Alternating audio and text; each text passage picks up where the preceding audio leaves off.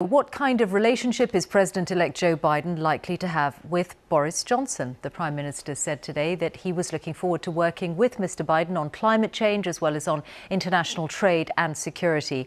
But as our diplomatic correspondent James Landale reports, there are some tricky issues ahead. From the days of Margaret Thatcher, Joe Biden has been no stranger to Britain, making it his business to know the Prime Ministers of the day, at least until now.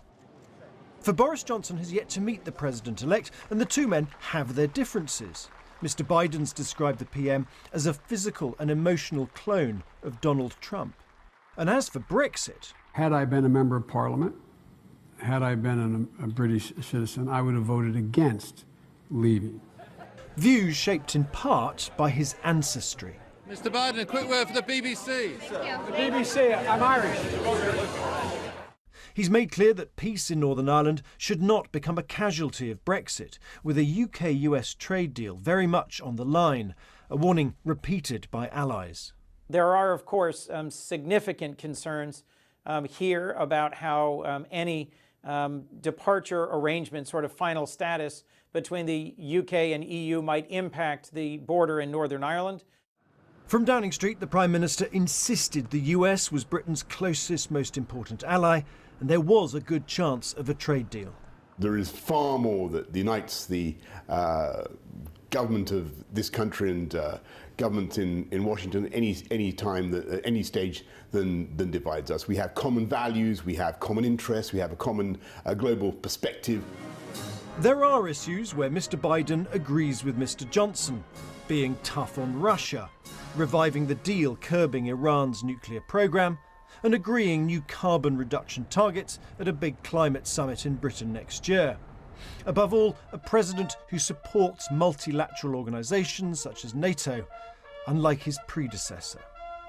But the hard truth is that Britain outside the EU is less useful to Washington. And so when Joe Biden wants to influence Europe, he will go to Paris and Berlin, not London.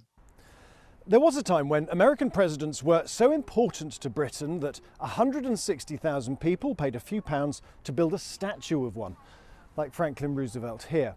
But those days are gone. Joe Biden's priorities will begin at home, fixing COVID and the economy.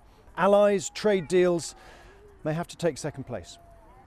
So for now, a relationship not as special as once, but more predictable than of late, with perhaps fewer tweets. James Landale, BBC News.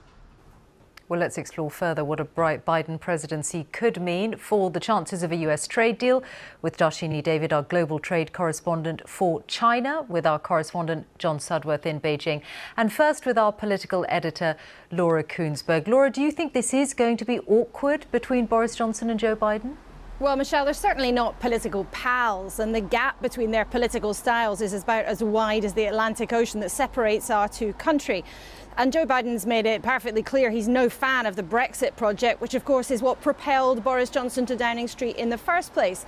But pretty soon, those caricatures, if you like, will be replaced by a real-life working political relationship. And as James was suggesting there's sort of a tricky list where you have the trade deal, the relationship around Brexit and particularly Northern Ireland, but then also a list of chances and opportunities for the UK where the government hopes they might be able to make more progress under a Biden presidency, whether that's on climate change or Iran or the attitude towards Russia.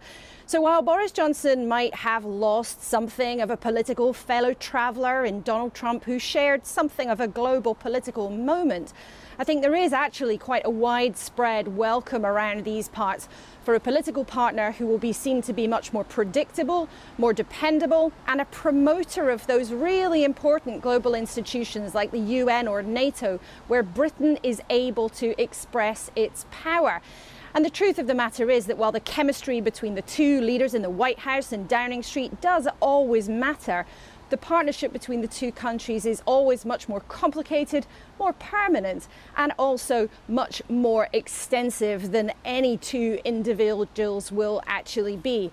But perhaps in the 21st century, the real and first challenge for Boris Johnson will be persuading Joe Biden at a time when so many nations will be clamoring for his attention that Britain is somewhere that should come near the top of the list.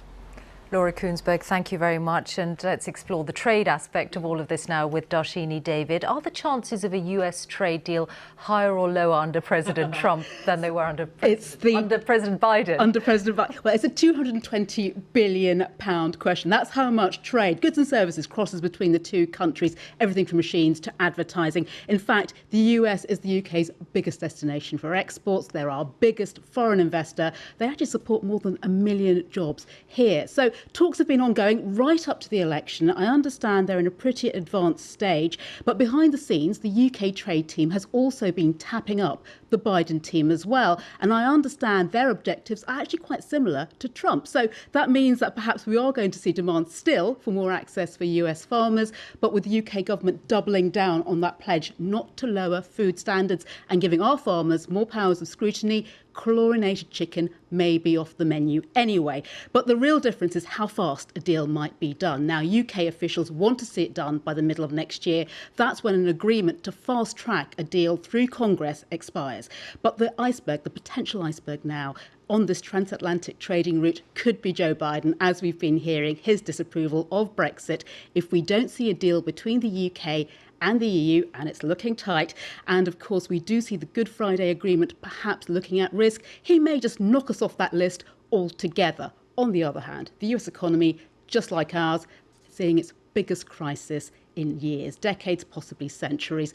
Any opportunity to boost livelihoods and trade might be too good to pass up.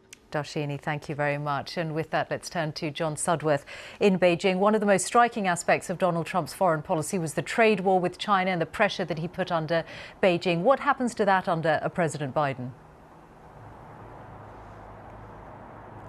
Well, so far, Michelle, there's been no official comment or congratulations from Beijing for Joe Biden and an administration that you might think would be delighted to see the back of Donald Trump. Over the past 4 years, he has hit them with a trade war, punitive economic and political sanctions, and has consistently blamed them for what he calls the China virus. But in this deafening silence, there are some who see signs that China may be slightly disappointed that Mr. Trump has lost. Not because they hold out any lasting sympathy for him, of course, but because in 4 more years, they saw the tantalizing prospect of a greater prize. Divisive at home, isolationist abroad, Mr. Trump seemed the very embodiment of the long anticipated and long hoped for decline in US power. For now, though, Chinese state media is doing what it's always been doing, focusing not on the policies, but on the chaos and confusion. Posting pictures, for example, of gun-toting Trump supporters outside polling stations, and the mouthpiece of this authoritarian superpower, the People's Daily, even trolling him on their own social media platforms with tens of millions of followers. To one of his recent tweets where he said that he had won by a lot, the People's Daily responded with just 2 words. Ha ha, it said. John Sudworth in Beijing, thank you.